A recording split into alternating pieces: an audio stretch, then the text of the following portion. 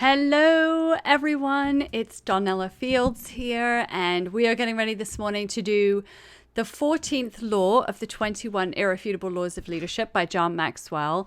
As many of you know, I am a John Maxwell certified business coach and keynote speaker.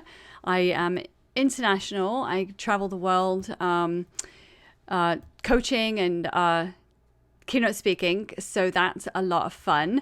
And let's see, I'm trying to think of things to say till you guys jump on here. But I've just come back from Belgium in February, and that was fantastic. And I decided that I was going to teach the 21 Irrefutable Laws of Leadership by John Maxwell over 21 days while we're here at COVID-19 to give you guys something to look forward to, something to grow and learn with and from. And hopefully you guys can take this information and apply it to your business and apply it to your life. That is my hope for you, that you have takeaways and that in some way this has added some value to you in your life and given you something to think about whilst you are staying at home. All right, so today is the law of the buy-in. The law of the buy-in. So people buy into the leader, then the vision. Leader first, and then the vision. Okay, so when people buy into us, how do they do that? How do we get them to do that? These are the questions we need to ask ourselves. People need to buy into a leader before they can follow. You're not just going to start following somebody just because, right? You just feel like following somebody. You follow someone because they're a great leader. So what does that mean? Many leaders asks, do you think my people will buy into my vision? But the question that you should first be asking is, do your people buy into you? People will believe what you tell them to believe, but you've got to get them to that point first. You've got to get them to the point where they're following you. And, because you're a great leader and because you have something of value to offer them, they're not going to just buy into your vision before they buy into you. People want to know if you're being authentic. Are you being authentic? So, for example, I was laughing the other day because on these videos, I use my notes, and you could see me flipping the pages, or maybe you can't today. Yeah, right there. Look in the corner, you could see me flipping, and that's okay. I need to stay on track, and I need to make sure that I'm giving you the best benefit that I can, and so I'm using my notes. Well, that's me being authentic. I'm not coming to you saying, oh, I know everything. I don't need to prepare, and I don't need notes, right? So that's just kind of being authentic. Good morning, Lynn. Welcome. I'm happy to see you this morning. All right, so I've only just begun. You haven't missed much just yet, so don't worry. Have you found your dream? Ask yourself, have you found your dream? What does that mean? What does that mean to you? Okay, so far we want people to buy into us before they buy into our vision. We need to be authentic. We need to know what our dream is. Have we found our dream yet? And then the leader finds the dream, and then the people. The people find the leader, and then the dream. So what does that mean? Okay, so let me say that again, because that's a bit, sounds a bit confusing. The leader finds the dream, and then the people. The people find the leader, and then the dream. All right, so people don't follow worthy causes. They follow worthy leaders who promote their worthy causes. There are loads and loads and loads of worthy causes out there, and there's always one or two that will speak to you more than others. Why is that? Is it because you've been affected in some way by that cause? And even if you have, do you go with the leader of that particular company? Only if you like the leader, right? If not, you end up being drawn to where a strong leader is for a worthy cause that maybe didn't have any profound effect on you, but because the leader was so great and was doing their job so well, you wanted to be a part of that movement, okay? So what is your cause? What is your cause? And who do you believe is a trustworthy, authentic leader in your cause? Okay. Good morning for those of you who are watching. Thank you so much. Grab your paper and your pen and see if we can get you to write some things down today. All right. So people don't follow worthy causes. They follow worthy leaders who promote their worthy causes. Do they have the same vision? Does the leader and the cause have the same vision? Because remember, we're trying to grow followers. So we need to make sure that our vision and our leadership style match.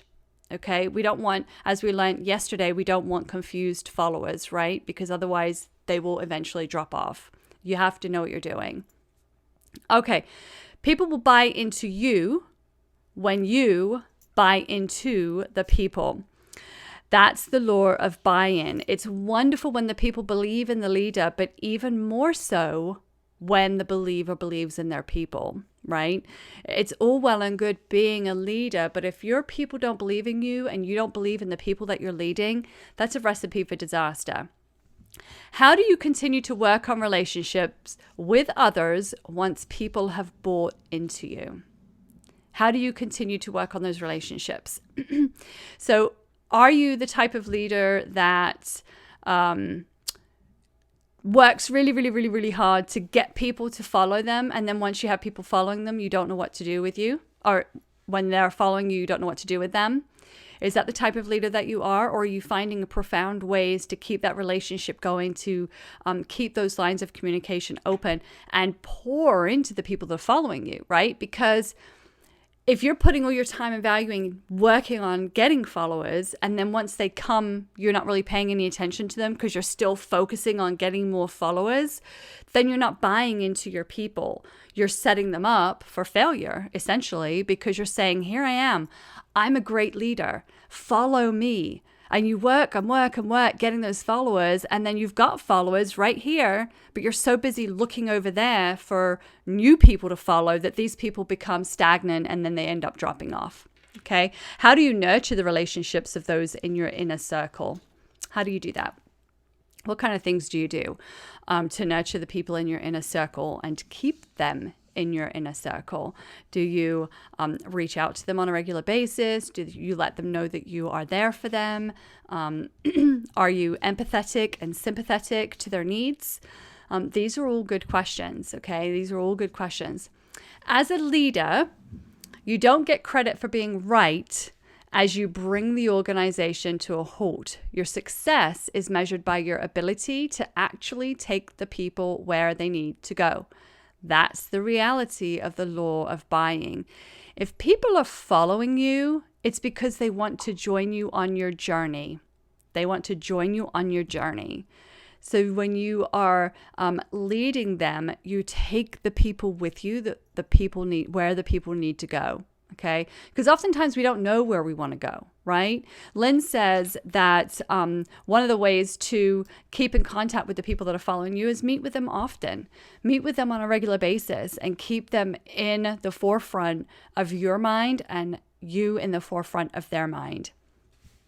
All right, how can you achieve this level of trust and leadership? How do you guys think that you can achieve this level of trust and leadership in the law of buy-in? What do you think that you can do to achieve a profound amount of trust in your leadership skills with the people that you are leading and the people that are following you? What kind of things do you think you could do? Welcome to your journey. So let's talk about how you can achieve this level of trust and relationships and in leadership. You know, you have to be authentic, right? You have to be your authentic self. You have to add value to people. We hear that phrase all the time. Add value, add value, add value. Yes, and be trustworthy. You got to be trustworthy. There's no point in being a good leader if your leadership falls shy of the people that really need you. You're so busy wanting to lead a certain type of person that you're overlooking the people that are actually following you, right? And you have to be grateful for people following you. You don't get to say, well, I don't want you following me. I want somebody else to follow me that is richer or more beautiful or more successful or has 12 dogs or whatever the case may be. You have to be grateful for the people that are following you because they're connecting to you in some way. There's something that you have that they like or that they need, and they want to follow you. So reward that with great leadership, Reward that with great leadership and give them things that are worthy of their following you. Give them your valuable information, give them guidance, help them become confident and courageous in the things that they want to do. Give them the permission that they think that they need to allow themselves to dream. Explain to them that they have this permission. They just have to give it to themselves. And all of these things, right? I mean, we could talk for hours on all of the things that we need to do to achieve a level of trust in your leadership. All right. So list 5 things you need to change in your present leadership to achieve the law of buy-in, and share your ideas below. Okay, share your ideas below so we can communicate about this and we can both learn and grow. All of us can learn and grow.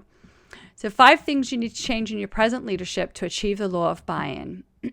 Okay, so I'll use myself as an example. One of the things that I'm doing to achieve a level of leadership is I'm pouring in to you guys every day some knowledge that I have, okay? Because I think that it will have a profound effect on you as it did me in the beginning of my leadership journey.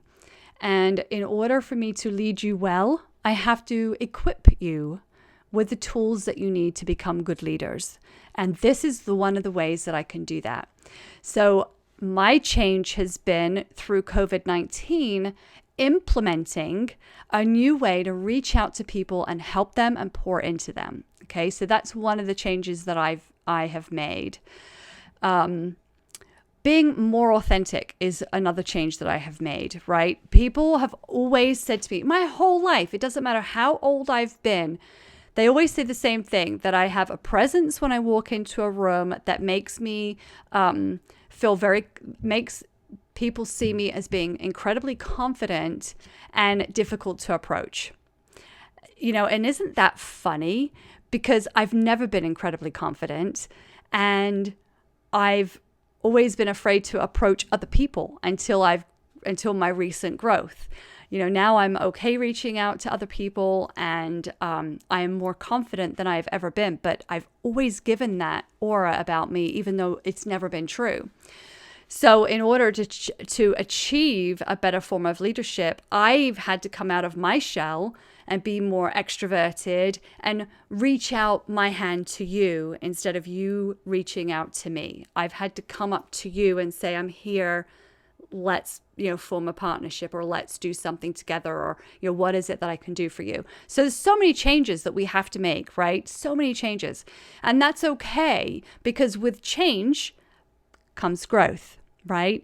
And I don't know, you guys, I say this, I'm going to get this tattooed. I'm going to get a tattoo. If you are the same person today that you're going to be tomorrow, what do you need tomorrow for? Right? What do you need tomorrow for? You guys, change. Change. Even if you think you're just the best leader ever or the best follower ever, there's always room for growth. There's always room in your potential. Here I go on my soapbox. There's always room in your potential. Your potential's infinite, right? Just like Abraham Maslow said. So be infinite in all the things that you do. You can change daily who you are. When you go to bed tonight and you're like, oh, I wasn't a very good person today. I didn't like what I did yesterday. Change it. Don't do it tomorrow, right? Change something about yourself. All right. So I could talk about this forever. This is like a thing for me. I can talk about this forever and ever and ever. Yes. So we always need to grow. That's right, Lynn. We have to grow. So what's the other saying? If you're not growing, you're dying, right? If you're not growing, you're dying. Think of a tree in the woods that is all dead and, dark bark, and it's just flaking around and it's doing whatever dead trees do. It doesn't have leaves and it's not growing, right? It's literally a dead tree. It's a dead stick. If you're not growing and you're not changing, you are that dead tree in the wood. So why, what's the point of you being there? It's just taking up space. right? Another tree could be, that tree could be chopped down, used to heat somebody for a couple of winters, and we could plant a fresh tree that's changing and growing and reaching its true potential. That's what you guys need to be. You need to be a tree. A big oak tree is what you need to be. All right, so I'm going to calm myself down a little bit. I've only had 1 cup of decaf coffee and I feel like I'm on top of the world. Okay, so tomorrow we're doing the law of victory. Victory! Victory. Okay, so we're going to do that tomorrow. People keep asking me why I have a microphone. It's because I like to sing. I can't sing, but I like to sing. Okay, so tomorrow, the law of victory. Think about this. Okay, prepare yourself for tomorrow. Think about this. I've got eyeballs on me. I don't know who you are. Throw down some comments so I can say hello. And thank you, by the way, for watching. All right, so do you currently demonstrate a commitment to the team, department, or organization that you lead? Some of you are thinking, well, this doesn't apply to me because I don't lead anybody. I'm a solopreneur. Stop with your bad self. You're leading you. You're leading you. Are you leading yourself well? Are you getting out of bed in the morning? Are you functioning? Are you coming to your desktop computer and working your business? Are you leading yourself well? So do you currently demonstrate a commitment to you? If you're a solopreneur, to your team, if you are in direct sales, to the department or organization leads that you work with, are you currently demonstrating a commitment to them? If you don't have that commitment, why? What's holding you back? What's holding you back? These are questions for tomorrow. What is holding you back? Is it fear? Is it lack of knowledge? Is it lack of confidence? Is it lack of courage? Why is it that you do not have that commitment? And what do you think we need to do to help you get to that level? Do we need to have a private message? Do we need to have a phone call? Do we need to have a Zoom session? Are there people in your life that you can reach out to lift you up and pull you through that fear? Let us know, because that's why we're here. All right, and do you have the right people on your team? Do you have the right people on your team? Guys, I cannot tell you how many times I have seen people just get people on their team just for the sake of having team members, and then they have a plethora of issues during their tenure with that team because the team is not a right fit. Be selective. You know, it's a lot easier to take the time in the beginning and get the right fit team members for you than it is to spend all this time with them having, discrepancies and awkward conversations and arguments and, not being productive and effective and all of these things because all you're doing is grabbing people, the bodies. I want bodies on my team. Just give me, I don't care who you are, come to my team. That's not the way to do it, right? We want to grow our team. Guilty as charged. You know what, Lynn? Here's the thing. You're aware and you're fixing it, right? Be selective.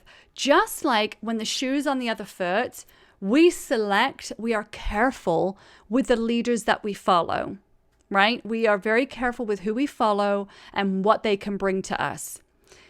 Now flip it. You should be equally careful in choosing members to be on your team. Equally careful because you have something to give them. You have something to pour into them. So pour into the people that are good for you and your business and your team. You are worth it, and so are they. All right, on that nutshell, we're going to go. I'm going to get off. I've got another meeting to get to. Tomorrow, we're discussing the law of victory. Think about what we've just discussed and be prepared to show up and grow up tomorrow. All right, I will see all of you soon. Thank you once again for watching. If there's anything I could do to add value to you, let me know. If there's anything missing from this series that you don't like or you are hungry for, tell me that. And if you want more of something, tell me that too, and we'll make it happen. Thank you, Lynn, for watching and supporting me as always. I can't wait to work with you some more.